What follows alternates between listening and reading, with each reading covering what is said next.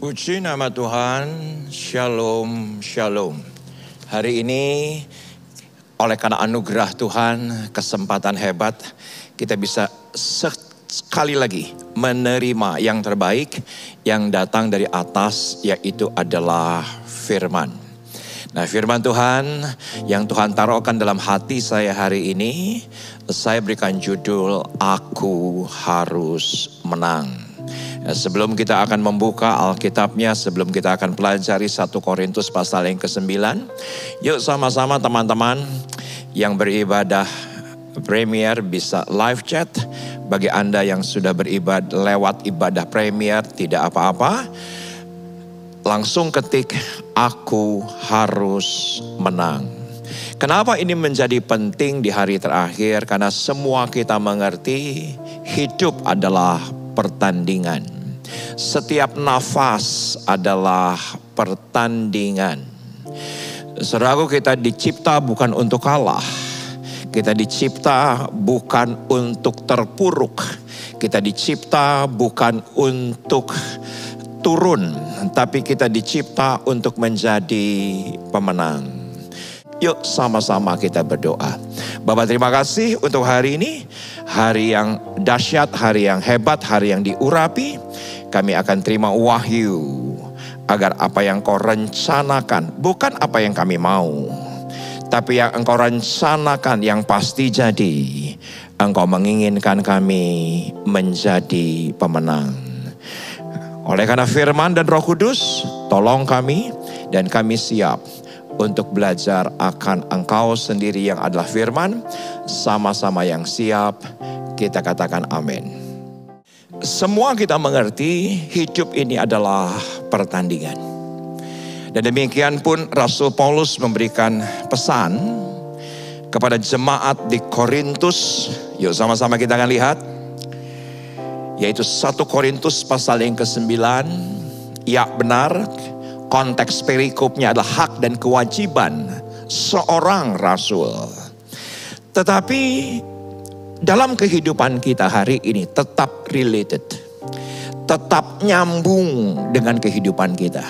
Karena walaupun mungkin kita bukan rasul, bukan gembala, bukan penginjil, bukan guru. Mungkin Anda ibu rumah tangga. Mungkin ada teman-teman muda Anda mahasiswa. Mungkin ada teman-teman muda yang lain. Saya masih sekolah Pak. Tapi tetap esensi kehidupan adalah pertandingan. Nah, lebih daripada segalanya, saya merindukan sebagai hamba Allah, semua kita keluar lebih daripada pemenang.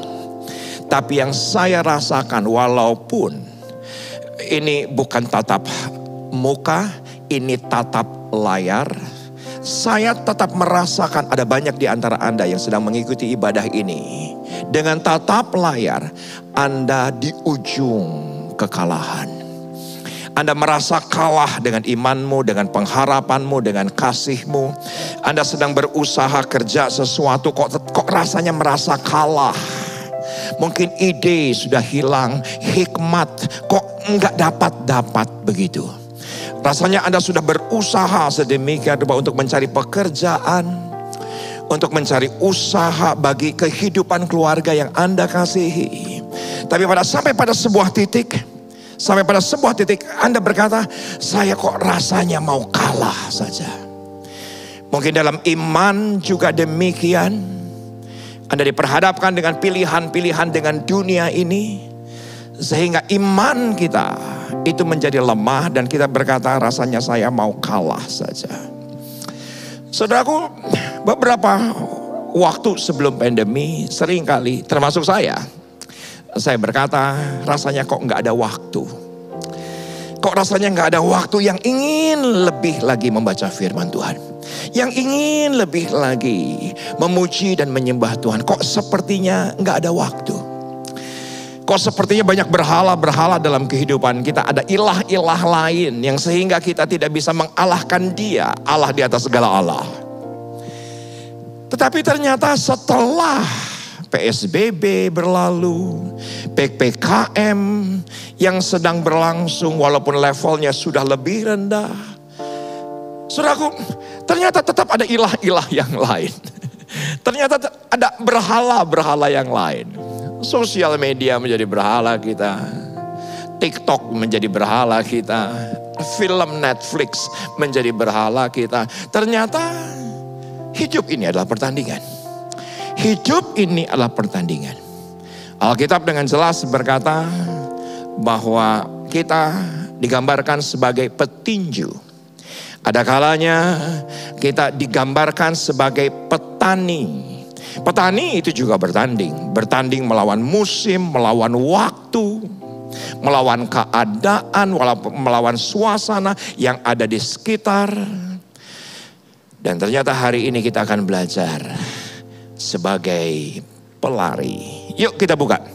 Yaitu adalah ayat yang ke-24 dari 1 Korintus pasal yang ke-9. Demikian firman Tuhan.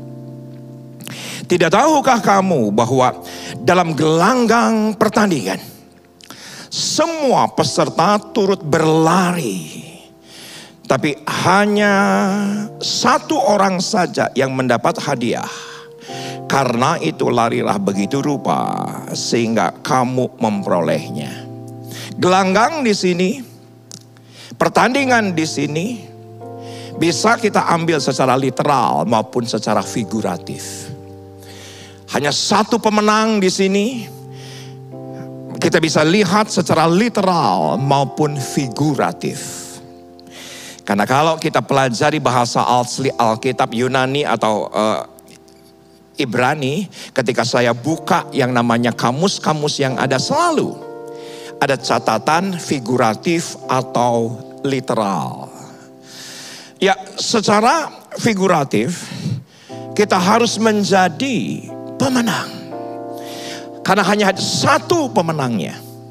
Tetapi menurut saya itu figuratif. Itu figuratif.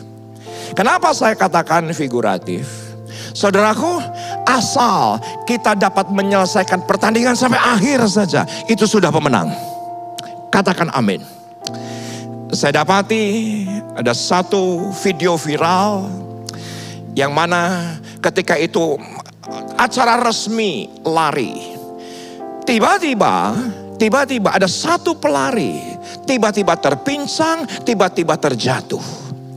Dan ketika terpincang dan terjatuh, dia sepertinya tidak bisa melanjutkan pertandingan. Tetapi di video singkat itu ada seorang bapak yang berlari di belakang dari para pelari yang terjatuh ini. Dan memapahnya sampai akhir, sampai garis finish. Tentunya dia bukan pemenang. Kalau diukur secara literal, tetapi secara figuratif, dia menyelesaikan pertandingan sampai akhir, itu adalah pemenang. Katakan amin.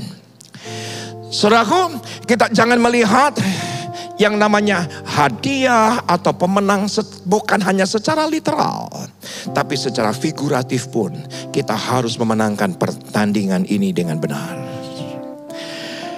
Larilah begitu rupa sehingga kamu memperolehnya. Dan saya dapati ada 4 prinsip. Ada 4 prinsip yang saya pelajari daripada sebuah pertandingan. Prinsip yang pertama yaitu adalah pertandingan kita bukan dengan orang lain, tetapi melawan diri kita sendiri. Yang pertama, prinsip yang utama, pertandingan kita bukan dengan gereja lain, pertandingan kita bukan dengan toko lain, pertandingan kita bukan dengan pendeta lain. Esensi yang pertama, pertandingan ini yaitu untuk kita menangkan. Karena di dalam diri kita ada ego, dalam diri kita ini ada yang namanya ketamakan, kesombongan, kemalasan, dan itu harus dimenangkan. Itu adalah prinsip yang pertama. Prinsip yang kedua, saudaraku, pertandingan itu per jenis, per cabang, dan per kelas masing-masing. Saudaraku ingat dalam pertandingan atletik, pertandingan lari, saudaraku ada kelasnya. Ada kelas 100 meter, ada kelas estafet, ada kelasnya. Begitupun juga dengan berenang. Saudaraku ada kelasnya. Ada kelas gaya dada, ada kelas gaya punggung, ada gaya apa lagi.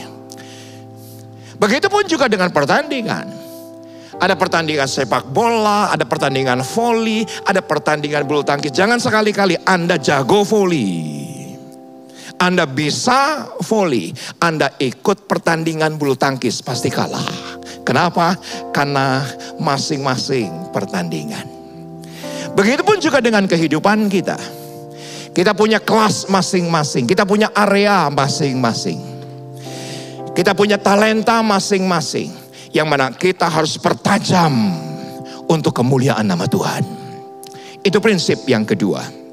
Prinsip yang ketiga, pertandingan selalu membuat kita lelah. Selalu membuat kita lelah. Selalu membuat ada energi yang keluar. Pertandingan selalu membuat terkadang letih sedemikian rupa. Pertandingan tidak membuat kita lebih segar. Kenapa? Karena ada daya, ada upaya, ada tenaga yang harus dikeluarkan. Pertandingan selalu membuat kotor. Saya tidak pernah dapati pemain sepak bola setelah menyelesaikan pertandingan 90 menit, dia sama bersihnya dengan menit pertama. Saya tidak pernah mendapati seseorang yang sedang ada di gelanggang tinju, saudaraku, dia sama-sama rapinya seperti ketika dia pertama kali, detik pertama dia memasuki ring. Pasti kotor. Demikian juga yang namanya pertandingan ada kemungkinan membuat kita cedera. Ada kemungkinan membuat kita luka. Kita harus dirawat dan kita harus lewati itu semua. Dan yang keempat, ini yang kita akan bahas. Pertandingan bukan untuk pribadi yang cengeng dan kekanak-kanakan. Itu pasti. Padahal Tuhan menggambarkan Anda dan saya harus masuk dalam pertandingan. Tapi pertandingan bukan untuk pribadi yang kekanak-kanakan. Bukan pertandingan untuk pribadi yang cengeng, mental tempe. Kalau anak Bojong Sari, anak sebelah daripada gereja kami, lu cemen banget sih. Pertandingan bukan untuk orang cemen. Pertandingan dimenangkan bukan, yang kedua saya catat, bukan untuk pribadi yang baperan. Saudaraku, misalnya mengikuti pertandingan tinju. Pertandingan tinju, baperan ketika dipukul oleh lawan. Apa yang terjadi? Terus dia bilang, kok lu mukul gue? Ya pasti ku turun. Dan tidak mungkin memenangkan pertandingan. Ketika bertanding, saudaraku, sepak bola misalnya, ada seseorang lawan untuk menghadang laju ketika Anda harus di-tackle. Bahasa sepak bola. Dan ternyata itu mencederai Anda. Dan Anda bilang, kok gitu sih? Saudaraku, itulah pertandingan. Pertandingan akan menciderai, pertandingan akan melukai. Pertandingan apapun dalam kehidupan juga demikian. Dalam perkawinan saya kasih contoh. Saya kasih contoh dalam perkawinan. Bukankah ketika seseorang sebelum berkat itu turun dari Bapa di sorga, harus mendeklarasikan janji pernikahan. Janjinya seperti apa? Aku akan setia pada saat senang maupun susah, kaya atau miskin, ketika saat untung atau malang, ketika saat sehat atau sakit. Tapi begitu banyak orang, pertandingan itu saja dalam perkawinan. Dia menikahi orang yang dicintainya. Dia mengatakan di hadapan Tuhan, di hadapan sesama, di hadapan keluarga, di hadapan hamba Tuhan. Bukankah itu pun pertandingan yang harus dilewati oleh setiap keluarga? Karena keluarga bukan hanya tempat kebahagiaan, tapi juga tempat pelatihan. Keluarga bukan hanya tempat di mana kita bisa berjumpa dengan orang-orang yang membahagiakan kita. Tapi apakah ketika sedang susah kita tetap setia? Ketika sedang sulit kita tetap setia? Ketika sedang tidak ada uang tetap setia? Ketika kita sakit, apakah tetap setia? Kita dapati banyak hal terjadi hari ini. Begitu mudahnya pertandingan perkawinan ditinggalkan. Hanya karena apa? Baperan. Hanya apa? Kekanak-kanakan. Hanya apa? cengeng. Yang dengan mudah saja udah gak cocok. Meninggalkan pelayanan udah gak cocok. Meninggalkan komsel udah gak cocok. Sekarang begitu mudahnya orang mundur dari pertandingan. Kenapa? Karena saya dapati hal yang ketiga adalah karakter mudah menyerah. Bro, kalau ada tantangan, hadapi, bukan menyerah. Sister, kalau ada pencobaan, hadapi, bukan menyerah. Teman-teman muda, ketika teman-teman muda melangkah kok sulit. Ketika teman-teman muda melangkah kok tantangannya banyak, terus melangkah. Jangan pernah punya mentalitas mudah menyerah. Saudaraku, mungkin ada di antara Anda berkata, Pak Pendeta ini mungkin sudah karakter. Tapi ada pembelajaran yang di hari terakhir saya belajar, saya baca, saya googling, saya browsing. Saudaraku, ada satu kata yaitu adalah inner child. Inner child, yaitu adalah seorang anak kecil yang ada di dalam kehidupan kita. Nah, saya sedang gali itu bersama dengan Roh Kudus. Saya dalami bersama dengan Roh Kudus. Bahwa di dalam Muhammad Riza Solihin hari ini ternyata ada Riza kecil dari usia 0 sampai dengan usia 12 tahun. Perhatikan sekali lagi.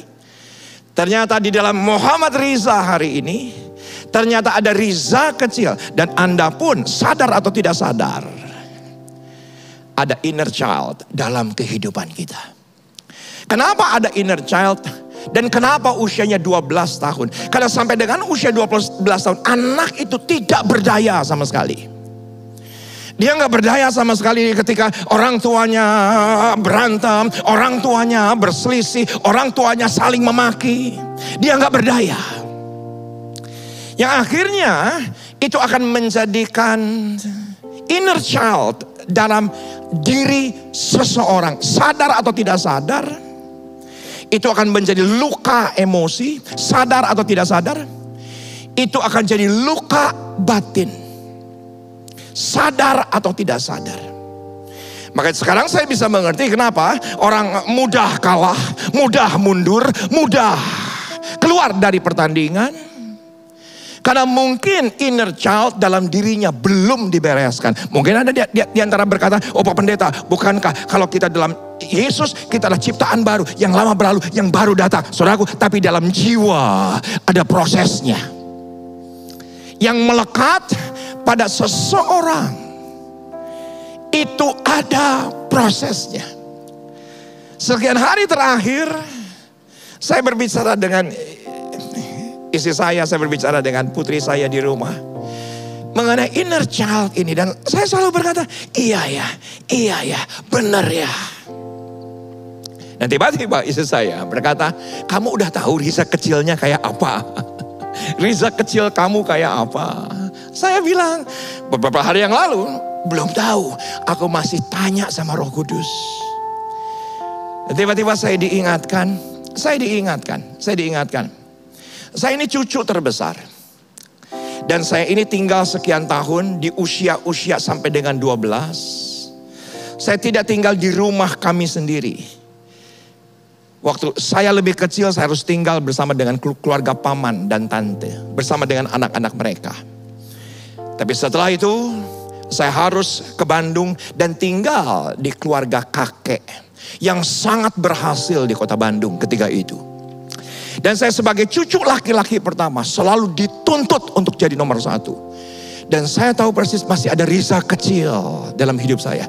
Seringkali saya tuh gak mau kalah gitu loh. Seringkali saya tuh gak mau ngalah gitu loh. Sekarang saya ingat gitu. Kenapa saya ini kalau disuruh bersaing, saya akan berusaha untuk menjadi nomor 1 gitu. Ternyata saya selalu dibanding-bandingkan oleh kakek saya. Dan kebetulan hobi saya waktu dari kecil pun sudah sepak bola. Sudah badminton, sudah pingpong, itu adalah keseharian saya. Jadi saya harus jadi pemenang, nggak boleh kalah. Itu menjadi sesuatu yang ada di dalam diri saya bertahun-tahun sampai pelayanan. Kalau itu positif, nggak apa-apa. Tapi kalau sampai nggak mau ngalah, nggak mau mengakui kehebatan orang lain, itu salah. Dan akhirnya ketika kita berkata, saya nggak berdaya, udah deh saya keluar. Wah, saya nggak berdaya nih, nggak bakal memenangkan pertandingan. Udah deh saya mengundurkan diri. Saudaraku, belum tentu baik. Belum tentu baik. Di usia sampai dengan 12 tahun. Saya ingat Riza kecil umur 10 tahun itu sudah merokok. Sudah pakai lintingan dari kakek saya. Pakai tembakau dilinting sendiri. Yang akhirnya sekian tahun kemudian ya saya lakukan. Saya bertahun-tahun saya menggunakan ganja. Sekarang saya mengerti, terkadang Riza kecil itu muncul. Ada begitu banyak perkawinan hancur. Kenapa? Karena inner child-nya tidak dibereskan. Kita punya Roh Kudus, kita punya Tuhan. Saudaraku, saya tidak sedang berkhotbah soal inner child. Tetapi sekiranya, dan saya tahu persis, semua kita punya. Sebelum usia 12 kita ditolak. Sebelum usia 12 kita diperbandingkan. Sebelum usia 12 kita ada pemberontakan. Sebelum usia 12 kita selalu menyalahkan orang lain. Kenapa menyalahkan orang lain? Karena selalu disalahkan. Ketika kecil kita selalu disalahkan. Setelah besarnya apa? Dia selalu menyalahkan orang lain. Karena ketika kecilnya selalu diperbanding-bandingkan. Reaksi waktu besarnya, dia bisa menggunakan segala cara. Mau cara kotor kayak, mau korupsi kayak. Yang penting saya harus berhasil. Karena selalu dipertandingkan ketika di usia kecil. Nah, kalau Anda tanya sekarang, Pak Pendeta bagaimana caranya? Dari apa yang saya pelajari, perhatikan ini penting. Anda harus menjadi coach untuk Riza kecil yang ada dalam diri Anda. Dalam bahasa rohani, Anda harus re-parenting dengan Riza kecil yang ada dalam kehidupan kita. Nak, aku mengasihimu. Riza kecil, aku ngerti. Riza kecil, saya minta maaf. Riza kecil, aku mau dengar keluhanmu. Sesuatu terjadi. Tidak akan ada lagi halangan karakter yang menghalangi pertandingan yang kita harus menangkan. Wow. Yuk kita lihat ayat yang ke-25. Tiap-tiap orang yang turut mengambil bagian dalam pertandingan menguasai dirinya dalam segala hal. Mereka membuat demikian untuk memperoleh suatu mahkota yang fana.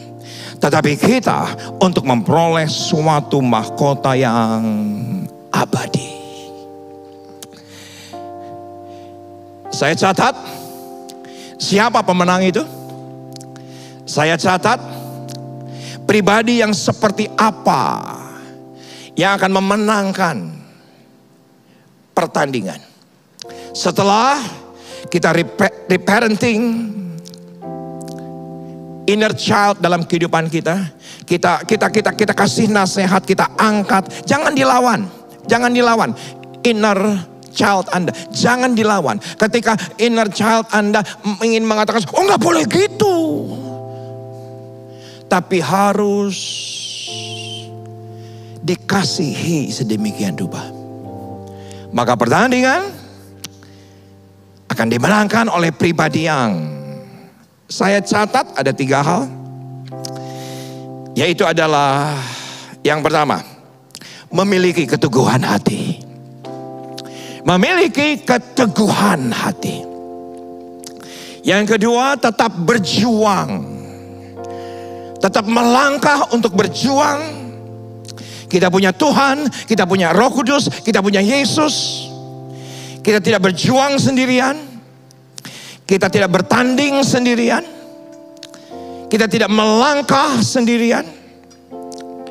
Dan berani menghadap tantangan. Bukan mundur, bukan lari, apalagi mengundurkan diri. Karena saya dapati dalam Ibrani 10 ayat 39 kalau tidak salah. Alkitab dengan jelas berkata, orang yang aku berkenan mengundurkan diri, maka aku tidak lagi berkenan. Saya setuju itu konteksnya adalah pertandingan iman. Dan bukankah setiap area kehidupan kita adalah pertandingan iman? Pertandingan iman bukan hanya pertandingan soal pelayanan. Pertandingan iman bukan hanya soal apakah kita mau sembuh atau tidak. Tapi pertandingan iman itu dalam setiap area dalam kehidupan kita. Dagang pun perlu iman. Bergaul pun perlu iman. Ya, saya tahu Ibrani pasal yang ke-10 konteksnya iman. Tapi Alkitab dengan jelas berkata, kepada yang mengundurkan diri, yang tidak mau menghadap persoalan, aku tidak berkenan. Saudaraku, ketika saya mempersiapkan ini, di ruangan ini ada Keisha, tapi saya mau minta maaf sama Keisha karena tidak minta izin, tetapi nggak ngerasa juga harus izin. Karena Keisha sudah capture dan sudah posting satu peristiwa dalam hidupnya di Instagram feed-nya tertanggal November, yaitu 2019. Yang mana di foto feed-nya Keisha sedang bertanding tinju. Yang saya tahu persis ketika itu. Keisha berkata, aku mau boxing, Pak. Oke. Kenapa kamu boxing? Ya supaya cepat turunnya. Turun berat badannya maksudnya. Dan saya waktu itu sebelum pandemi, dari waktu ke waktu, seminggu 3 kali dia latihan. Seminggu 3 kali dia bersemangat, karena juga kakaknya juga ikut, ada sepupunya juga ikut, jadi seru boxing. Tapi tiba-tiba daripada boxing center itu mengumumkan bahwa ada pertandingan boxing. Saya nggak tahu itu semi profesional atau profesional, rasanya semi profesional. Dan Keisha berkata, Pak, aku mau ikut boxing. Hah? Ikut boxing? Yang benar kamu ikut boxing? Iya, aku udah latihan seminggu 3 kali. Kata pelatihku, aku punya potensi. Kayak begitu. Kata pelatihku, aku punya potensi. Aku ngomong sama ibunya, Mam, beneran Mam, anak kita bakal digebukin orang. Anak kita bakal dipukulin orang. Ya sudahlah, kalau anaknya memang maunya seperti itu. Ya saudaraku, yang saya hormati ada keteguhan hatinya. Yang saya hormati adalah keteguhan hatinya. Dan ketika kami sampai di pertandingan itu, saudaraku, di sebelah ada seseorang yang sedang melatih dirinya begitu, melatih dirinya. Ternyata itu lawannya Keisha, jauh lebih tinggi dan ternyata profesional. Kayak gimana coachingnya memberikan semangat kepada Keisha. Ibunya diam saja. Apalagi saya, diam saja. Sepupunya Seva, ayo bisa untuk menambah semangat. Keisha yang baru latihan sekian bulan, tetapi lawannya jauh lebih tinggi, sudah terbiasa bertanding, sudah terbiasa mengikuti pertandingan-pertandingan, dan harus dihadapi. Dan Anda tahu? Ronde pertama, walaupun dalam keadaan segar, saudaraku, sudah di bulan-bulan nih. Karena memang lebih profesional, karena memang lebih terlatih, karena mungkin ya hobi utamanya lah boxing. Dan apa yang terjadi? Saya nggak pernah bisa lupa ketika selesai ronde pertama. Saya lihat mukanya Keisha sudah sedikit pucat. Karena dihujani pukulan. Sepakat nggak dengan saya? Kalau baperan pasti turun. Baper. Dia nyakitin gue. Masa gue gak bisa bales? Gantian dong. Mana ada pertandingan gantian dong. Boleh deh, dulu 2 kali gue mukul. Tapi gue sekali aja boleh dong. Nggak ada pertandingan kayak begitu. Tapi saya perhatikan di bawah. Sambil menggandeng tangan istri saya. Sambil bahasa roh. Syarababakana maradakayasa. Dan Anda tahu dia lanjutkan ronde kedua. Dan ketika dia lanjutkan ronde kedua tambah jadi bulan-bulanan. Udah gak pakai gaya boxing yang benar sebetulnya. Boxing yang benar tuh kan begini. Ini sampai begini. Begitu. Saking menghindari pukulan. Dia lari keliling-keliling. Coachnya memberikan semangat. Coachnya memberikan semangat. Sepupunya memberikan semangat. Ayo semangat. Kalau baperan. Kalau gak ada keteguhan hati. Sudah turun dari pukulan yang pertama. Kalau punya mentalnya cemen, udah dari pertama juga udah turun. Dan Anda tahu kenapa saya sebagai ayah tidak lempar handuk putih sebagai tanda menyerah. Wong anaknya nggak mau nyerah kok. Wong anaknya mau menghadapi tantangan kok. Selesai ronde kedua, saudaraku, wajahnya sudah berbeda. Karena pertandingan itu pasti melelahkan. Pertandingan itu pasti kotor. Bahkan pertandingan itu bisa membuat kita cedera. Dan apa yang terjadi? Ketika masuk ke ronde yang ketiga. Yang saya syukuri. Saya tahu anak saya pasti kalah. Yang saya syukuri adalah dia menyelesaikan pertandingan. Saya yakin persis. Kecuali ada halilintar jatuh gitu. Menjatuhi lawannya begitu. Ada sesuatu yang ilahi dan mujizat supranatural begitu. Tapi kalau natural pasti kalah. Puji Tuhan gak TKO. Puji Tuhan gak KO. Tapi saya senang. Karena menyelesaikan pertandingan. Berani menghadapi tantangan. Berani menghadapi cobaan. Dan di postingannya Anda nanti bisa baca sendiri ke IG daripada Keisha Emanuela. Dia berkata begini, dan saya tahu persis ini adalah kata-kata ketika dia akan teruskan ronde terakhir yang ketiga. Going in more round when you didn't think you can. Ketika kita akan melanjutkan satu ronde lagi yang aku tahu aku gak bisa. Aku gak bisa. Ada begitu banyak orang ketika sampai kalimat ini ya sudah turun. Ya sudah nyerah. Ya sudah lempar handuk putih. Udah saya kembali ini pelayanan. Udah saya kembali ini gereja. Udah saya kembali ini saya udah gak komsel-komselan lagi. Ya udah deh, perusahaan udah rugi, udah gak ada kemungkinan lagi, udah saya tutup aja deh. Kalimat berikutnya, that when finally I beat myself up. Jadi yang hantam bukan lawannya, yang hantam dirinya sendiri. Melawan Keisha kecil, mungkin yang dulu manja sama papanya, manja sama ibunya. Ya mungkin dia harus beat Keisha kecil yang ada dalam dirinya. Sudah 1,5 bulan yang lalu saya mengambil keputusan bahwa saya akan melakukan hal yang tergila dalam hidup saya. Yaitu adalah tanding tinju. Tetapi ending daripada caption Keisha bilang begini, tapi satu hal yang saya pelajari hari ini bukan pertandingan dengan petinju lain, tetapi ini pertandingan dengan diri sendiri yang dimulai dari cara berpikir. secara fisik dan mental.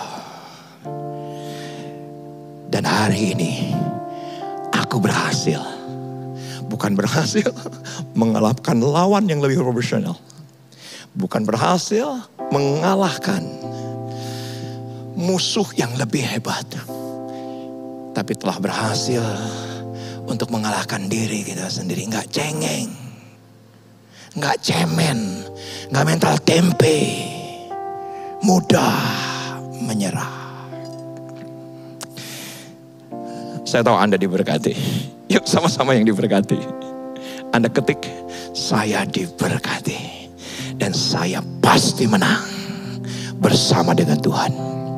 Saya pasti menang bersama dengan Roh Kudus. Saya tutup. Maaf, harus saya tutup. Ayat yang ke-26, sebab itu aku tidak berlari tanpa tujuan. Atau aku bukan petinju yang sembarangan saja memukul. Ya Keisha nggak sembarangan memukul sih. Tapi karena teknik lawannya lebih bagus, bisa menghindar dari pukulan.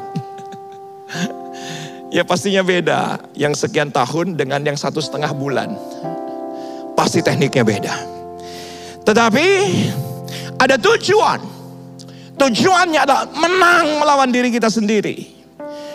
Menang dari rasa malas, menang dari baper. Menang dari mentalitas menyerah.